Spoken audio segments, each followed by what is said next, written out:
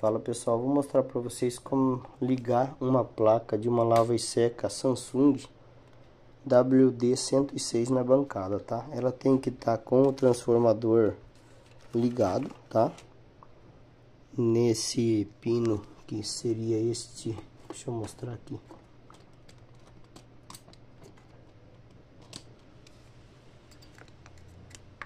Seria neste pino vermelho desse conector.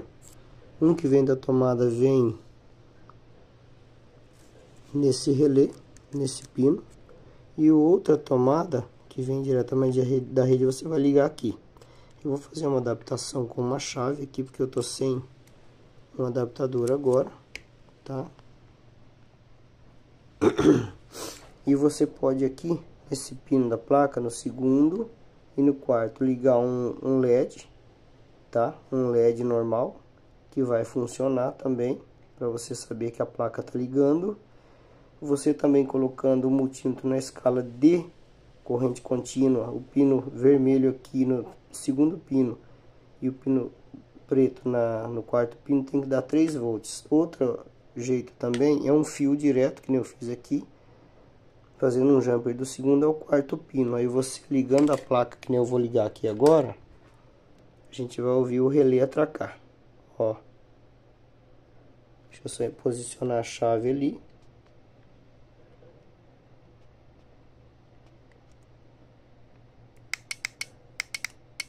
Tá vendo?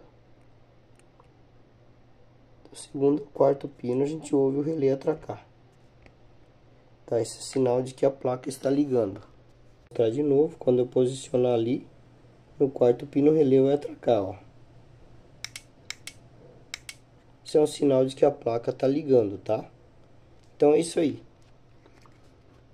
É só ligar ela, né? Como eu falei para vocês aqui. O transformador tem que estar ligado, né?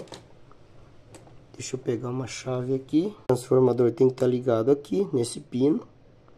Um da tomada vem diretamente no relé e o outro da tomada vem aqui. E fazer o jumper do segundo ao quarto pino, vai atracar o relé. Senão você pode ligar um LED ali do segundo ao quarto pino, ou também testar com um multímetro na escala de 20 volts contínuo.